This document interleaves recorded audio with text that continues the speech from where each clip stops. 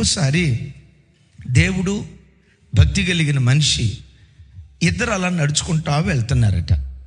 విచిత్రం ఏంటో తెలుసా? నేలంతా సాఫీగా ఉన్న చోట ఇద్దరూ కలిసి నడిచినట్లుగా కనపడుతుంది.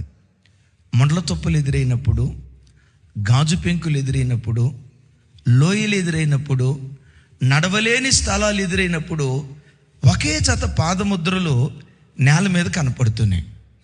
ఈయనకి అర్థం కాల. నేలంతా సాఫీగా ఉన్నప్పుడు దేవుడు నాతో నడిచినట్టున్నాడు, పరిస్థితులన్నీ బాగా ఉన్నప్పుడు నా ప్రక్కనే దేవుడు ఉన్నాడు, మరి ఈ గాజు పెంకులు ఎదురైనప్పుడు దేవుడు వదిలిపెట్టినట్టున్నాడే, ఈ మొండ్ల తుప్పలు ఎదురైనప్పుడు దేవుడు వదిలిపెట్టినట్టున్నాడే, నేల సాఫీగా లేని పరిస్థితుల్లో నా దేవుడు నన్ను విడిచిపెట్టినట్టున్నాడే. అసలు నా దేవుని తోడు నాకు కావాల్సింది ఆ గాఢాంధకారపు పరిస్థితుల్లోనే కదా, ఆ శ్రమల వలయంలోనే కదా, ఆ ఇబ్బందికరమైన పరిస్థితుల్లోనే కదా దేవుని తోడు నాకు కావాల్సింది. నా కష్ట స్థితిలో ఎందుకు దేవుడు నన్ను విడిచిపెట్టాడు అని దేవుని ప్రశ్నించడం ప్రారంభించాడు.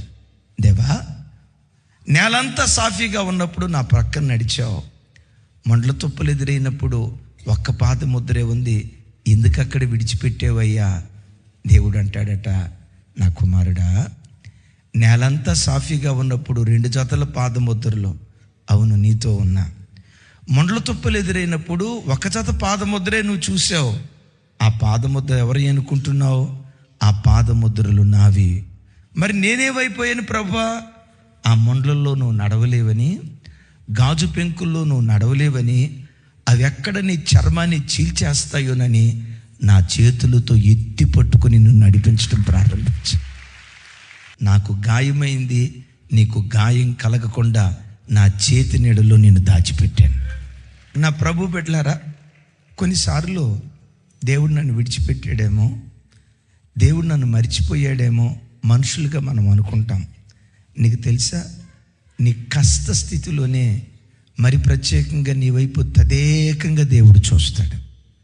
శ్రమల మధ్యలో నలిగిపోయేటప్పుడు నీ వైపే దేవుడు చూస్తాడు. ఎందుకో తెలుసా? ఈ బిడ్డ ఏవని ప్రార్థన చేస్తాడో ఈ ప్రార్థన విని బిడ్డకు ప్రతిఫలం నేను దయచేయాలి.